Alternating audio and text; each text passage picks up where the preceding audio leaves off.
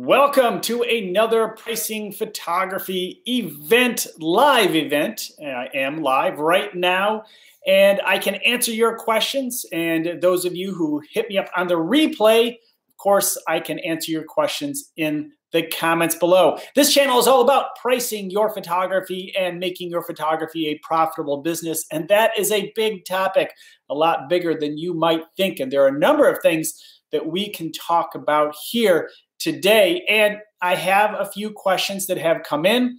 One that's I thought rather interesting, kind of the title of this conversation, the title of this video, and that has to do with your location, where you're from.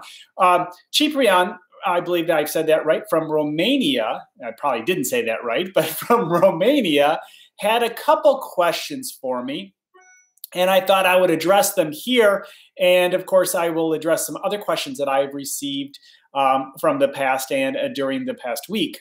So right now I go live about 2 to 3 times a week. I'm trying to feel my way around. I was thinking I was going to go live 3 o'clock today, Eastern Standard Time, but as I always say, clients call and they said they want to meet at 3 o'clock. And so we go with that, but I don't want to miss out on today's conversation.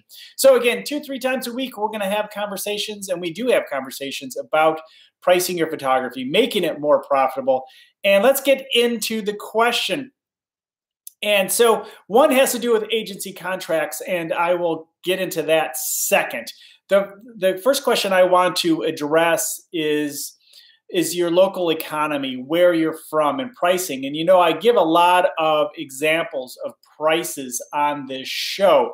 Don't take them literally because everybody's cost of doing business is different. So the answer to the main question, although another good question has to do with those contracts, and I'm going to talk about that, and also related to the work made for hire information that is you'll find in contracts and how we can approach that. But, you know, I think, yes, your local economy plays a huge role in your pricing. And even if it's international, I mean, the bottom line is your cost of doing business locally is certainly different on the other part of the planet than it is for me. And so my pricing is going to be different. Even within the United States, one part of the United States can have a different common pricing structure compared to another part because the cost of living is much higher. For example, New York compared to where I am in Detroit, Michigan, big difference in prices, probably 2-3 times the price on average in New York. So yes, your local economy does play a role. And don't worry about that. Yes, I guess one of the comments was, the fact is there's no way that photographers could charge the prices we talk about. And I've heard that many times before. People will go to my pricing article and say, these prices are outrageous. There's no way. That's based on your perception where you are. But believe it or not, there are people who will pay the prices if you brand yourself correctly and not worry about what everyone else is doing. But again, yes, you do need to pay attention to what the local economy does hold because, hey, you can price yourself out of certain markets. Okay, so let's talk a little bit about contracts. And one of the questions, what do those big contracts for the big publishers look like? The different types of magazines mentioned were like Vogue and what else? Elle and H&M. The big magazines. Now, I have not received one of those contracts, but I have had big contracts from big magazines, well-known magazines through the years that I've worked with, and I can share that information with you because I know it's probably not much different. More what they look like is what you should look out for. And most of the time, they are, especially if you are not a known quantity yet in the photography world, you've not made your name at the international, national level, and you receive a contract from a publisher, chances are it's going to be filled with a lot of language around them taking everything and you receiving very little. It just seems to work that way.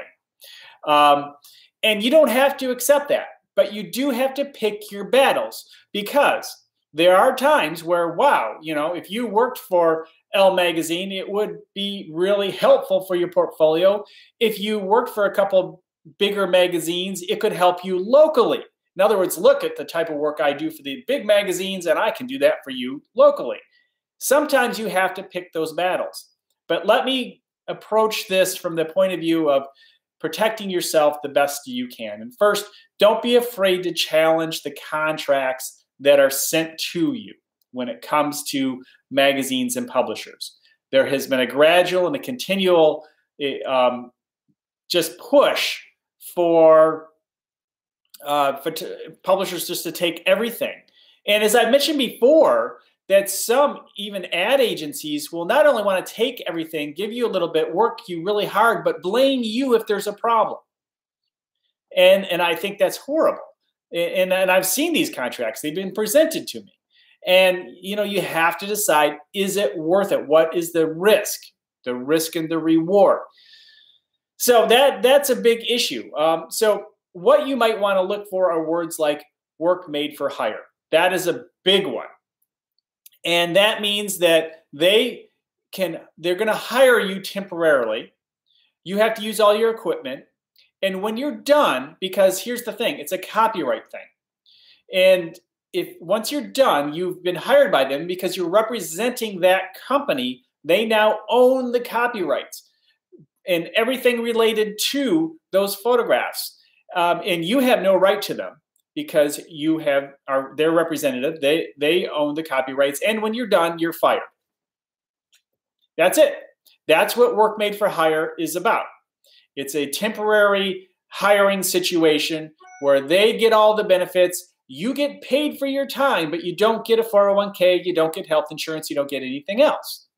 So that is why work made for hire just kind of gets people upset because, and honestly, it's certainly as a photographer, not a good way to do business because if you give everybody your rights away, photographers make a lot of money on the reprints and the ability to resell photographs.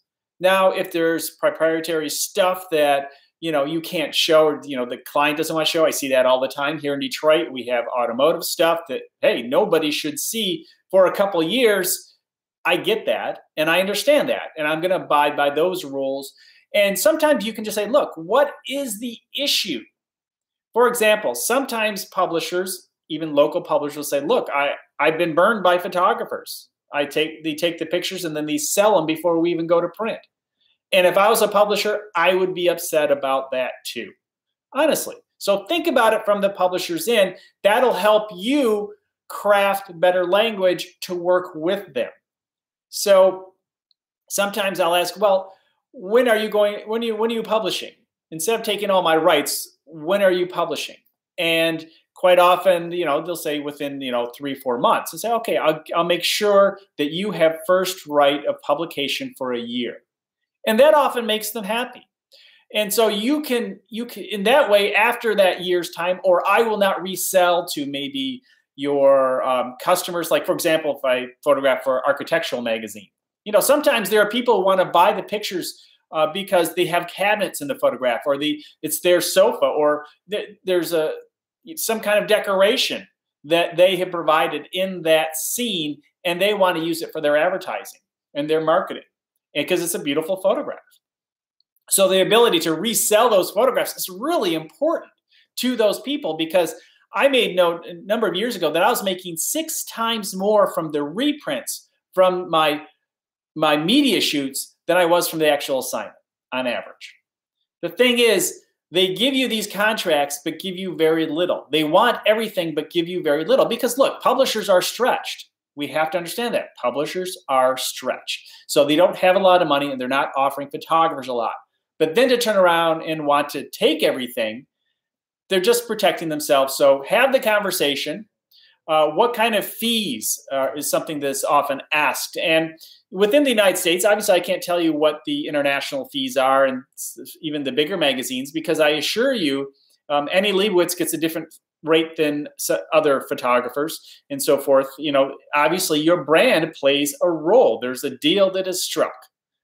And at a certain level, you can start to dictate a little bit higher than the standard rates that publisher is willing to pay. But you should ask, what is your standard rate? And maybe increase it, or a little, don't decrease it, but try to increase it a little bit. So if they say, look, our standard rate, it's a half-day assignment, and we'll give you $500. It's like, well, figure your numbers out. Okay, I probably need $750. Can you do $750? You would be surprised. Sometimes they are willing to do that. Sometimes they say, no, it's a strict $500 assignment for us. That's what our budget is for this specific assignment. But at least at least you've tried. So there's always the ability and the opportunity to negotiate a little bit. But you'll never know if you don't ask. So the bottom line, Ciprian from Romania asked these questions, and I say just, no matter what, don't be afraid to ask more questions. Don't be afraid to push back a little bit, but do look through the contracts, because you will receive them. And these contracts will be trying to take everything, including being able to use your likeness for advertising.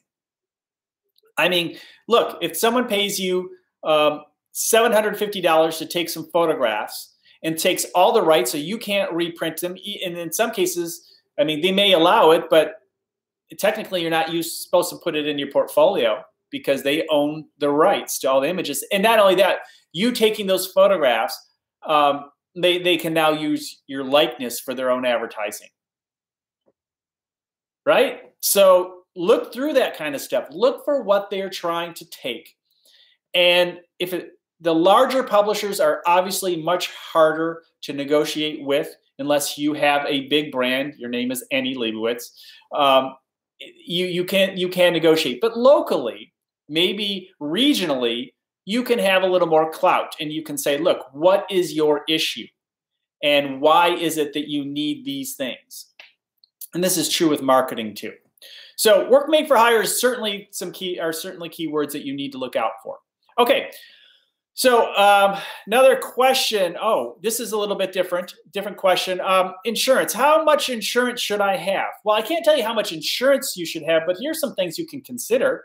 You want to protect yourself, obviously. Liability insurance in case something happens, a light falls on somebody. What are you going to do if someone's going to sue you? I mean, you need to have some liability insurance. Professional insurance is something else that a lot of people recommend. It's like doctor's liability insurance. It's something you could consider as an option. Something to obviously to protect your equipment. Your equipment, if something falls, you have an expensive piece of equipment. What are you going to do if the assistant drops it? Because it's never us. It's always the assistant, right? And so the camera falls, breaks, whatever it may be. How is that going to be replaced if it is out of your budget? So that is something you need to consider. And then if you have a studio, do you have renter's insurance if you're renting a space of sorts? Renter's insurance is actually pretty inexpensive. I would definitely recommend that if you have a studio, in case your landlord would have coverage of the building. So if there's a fire, the building would be covered, but not necessarily your contents. And that's something you might want to consider. All right, good questions. Let's see, what was the other question we had here? If anybody who's watching has a question related to photography, improving the profitability of your photography, feel free to chime in. This is a good time to do so as I pull in the last few questions and start to wrap things up. And of course, those of you who are catching this on the replay, please put your comments below, and I'll be happy to answer them there too. And of course, if you haven't already, please subscribe, because that way you are notified if you hit that bell icon when I go live. And again, I can answer your questions and we can have this community. The reason behind this show truly is to help make this a much more healthier community. And no, we're not going to stop everybody from making bad and poor business decisions. But the more people, the more photographers who understand the basics and can make good decisions and understand why they're making their decisions, the healthier everybody, the business is. And not only that, even more important, the healthier your business is, because you're making decisions that keep you doing what you love to do. And isn't that the most important thing? Okay, so the last question, I often get this question related to the cost of doing business. And I mentioned before, does your location have anything to do with your cost of doing business? And the answer, of course, was yes. Obviously, your cost of living is different than mine, and wherever you may find yourself around the world. And we are getting questions from around the world. And some things are not easy to answer because you are in the other part of the world. I can only give you my best thoughts at the time. But what are the elements in that cost of doing business? So let me run through some of those things for you right now. And if there are any more questions, I'll answer those and then we'll wrap it up. So the first thing you need to figure out is one, how often are you going to photograph in this year? If you're just starting, maybe figure 50 times within a year. That's once a week. And that's a full day. And so that may be a little much. So maybe you want to use the number 35, but you need to figure that out. Now you need to add up all of your expenses. What expenses do you have? You say, well, all I have is my camera. I don't have any expenses. That is not true. How much do you want to make in the next year as a photographer? You may say 35,000. You may say 50,000. You may say 100,000. That's how much I want to make. Okay, great. Well, that's part of the expenses. How much are your living expenses? Are you counting that within that 100,000? Is that including all your living expenses? You also, another thing that a lot of times people forget is as you increase your success, as your success become more successful photographer, your expenses increase because you're bringing in more services, you're hiring people out. So maybe you would do the editing now, but maybe you'll want somebody else to do the editing later. How about, considering the time that you need, the updates in equipment. You're getting more and more successful. You're traveling more. You're meeting with clients more. All this stuff costs money. Maybe you're meeting at more coffee shops. The coffee, these days it's $5 a cup. So, it's costing more and more. It's just all those little things start adding up with your success as more and more people call on you. So you need to figure out what is the insurance? What is the cost of updating Photoshop or your monthly subscription to Creative Cloud? What are the different elements? And just go through everything you can possibly think of.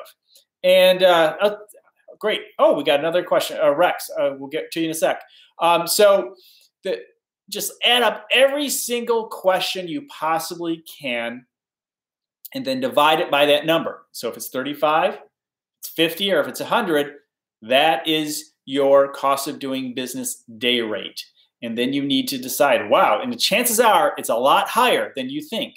And include advertising, maybe 10%. If you want to make $100,000, well, then maybe $5,000 to $10,000 in expenses for marketing, right? So that's when we go. Okay, liability insurance, travel, per diem, vehicle expenses, office expenses, overhead, telecommunications, computer softwares, office supplies, insurance for camera gear, marketing. You got it, man. It's a list. You got it. There's so much that I think a lot of us are not thinking about. They think, I have my camera. That's it. I don't have any overhead. Just not true. Great list. Thank you so much for sharing that. Those are some excellent points. Okay, thank you so much. I will be here again on Friday. Again, I don't know what time, but it will be Friday. So keep an eye out. So if you want to get a heads up that I'm going live, hit the bell icon and you'll be notified, but I'm giving you the date, Friday. And then maybe 2 times next week, we'll figure all that out. And I can't wait until they allow me to schedule these on this platform. You can using, again, third-party software. There is a methodology, but I like using this straightforward live stream, and eventually it just makes it so much easier, so much easier. So we'll get it all down, but I count on your questions. You can catch me over on Twitter at Rosh.